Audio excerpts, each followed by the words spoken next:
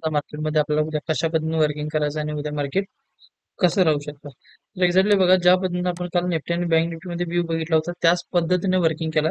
Bank निफ्टीमध्ये आपण एक सरळ व्ह्यू सांगितला होता. जर बँक निफ्टी ह्याच्यावरती क्लोज झाली, फ्लॅट ओपनिंग केलं तर आपल्याला डाऊन साईडचा ट्रेड होता, पण ह्याच्यावरती किंवा ह्याला जर ब्रेक केलं तर आपण इथून कॉल साईडला बसणार आहोत, हे आपण सांगितलं होतं. तुम्ही बघू शकता पहिल्याच कॅन्डलनं पहिलं टार्गेट देऊन सेकंडही टार्गेट ऑलमोस्ट डन केलाय. कंडिशन तुम्हाला दिसते बाय कॉल टार्गेट टार्गेट, आणि ऑलमोस्ट तिसरंही टार्गेट कंप्लीट होण्यापेक्षा म्हणजे कंप्लीट होण्यासाठी फक्त आणि फक्त एक 10 पॉईंटचा 20 पॉईंटचा डिफरन्स राहिलेला आहे.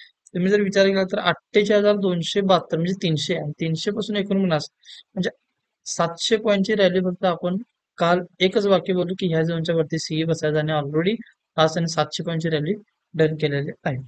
एक्झॅक्टली उद्या पण समजा त्याला मार्केट जर ह्याच ठिकाणी ओपन झाला तर ह्याला एक रिजेक्शन घेऊ शकतं, आणि रिजेक्शन घेऊन जर असं डाऊन पण येऊ शकतं. फक्त बँकिंग सेक्टर स्ट्रॉंग आहे, त्यामुळे बँकिंग सेक्टरमुळे निफ्टी आणि बँक निफ्टी आज सगळ्यात म्हणजे आउटसाईडला गेला असं म्हटलं तर काही हरकत नाही. सगळे बँकिंग स्टॉक्स पॉझिटिव्ह लागले आहेत. त्यामुळे समजून चला जर उद्या एचडीएफसी, आयसीआयसीआय, ऍक्सिस आणि कोटक एक फ्लॅट किंवा गॅप डाऊन ओपन जर झाले आणि या चारही बँका तुम्हाला निगेटिव्ह दिसत असेल तर तुम्हाला इथं रिजेक्शन मिळणार. फर्स्ट टार्गेट आणि सेकंड टार्गेट पण तुम्हाला इथपर्यंत बँक निफ्टी देऊ शकतात जर त्या चार बँका जर निगेटिव्ह असतील तर. पण त्या चार बँका जर एकदम जर गॅप ओपन झाल्या आणि कॉल साईड जर राहिल्या असतील तर तुम्हाला इथून कॉल साईडचा विचार करायचा आहे. तुम्हाला फर्स्ट टार्गेट सेकंड टार्गेट इथं पण दिसून जाईल. ओके, हा झाला एक छोटासा बँक निफ्टीचा व्ह्यू. उद्या जरासं कॉल साईडला आपण वर्किंग करणार आहोत. आणि त्यानंतर निफ्टीमध्ये बघूया. निफ्टीमध्ये बघितला तर निफ्टीमध्ये म्हणजे आपण कुठल्याही झोनला जे ड्रॉ केलं त्या झोनच्या ठिकाणी जर बाईंगला जर तुम्ही बघितला तर सहजाची आलं नाही. हे आपण थोडंसं जरा चेंज केलं आहे.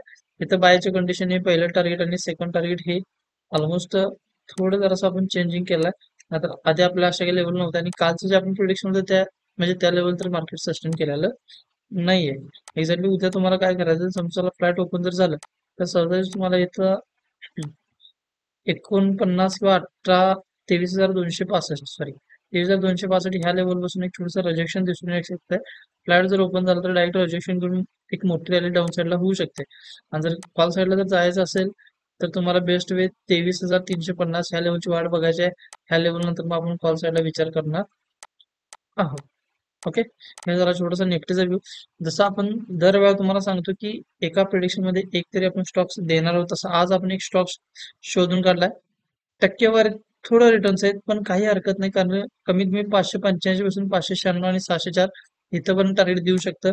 दिवसामध्ये 10 पॉईंट जर आपण इथं एखाद्या स्टॉक्स मध्ये जर कॅप्चर करायला जर करत असेल तर महिन्याच्या अखेरीस चांगले रिटर्न्स आपल्याला मिळू शकतात. आणि उद्यासाठी आपण हिंद अल्को हा स्टॉक आणलेला आहे. हिंद अल्को समजा फ्लॅट ओपन झाला किंवा गॅपडाऊन जरी ह्या ठिकाणी ओपन झाला तर तुम्ही कॉल साईडला बसू शकता. तुम्हाला फर्स्ट टार्गेट आणि सेकंड टार्गेट आहे.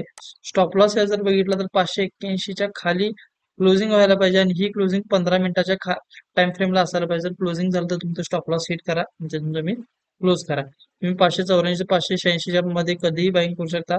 एक 3 पॉईंटचा रिस्कवर तुम्ही ऑलमोस्ट 586 किंवा 585 596 म्हणजे 10 पॉईंट आहे. 1:3 किंवा 1:4 आपण सहज कॅच करतो ह्या ट्रेडला. ओके, तर अशाच प्रेडिक्शनसाठी आपल्या पेजला फॉलो करा, सबस्क्राईब करा, बेल आयकनला क्लिक करा. थँक्यू.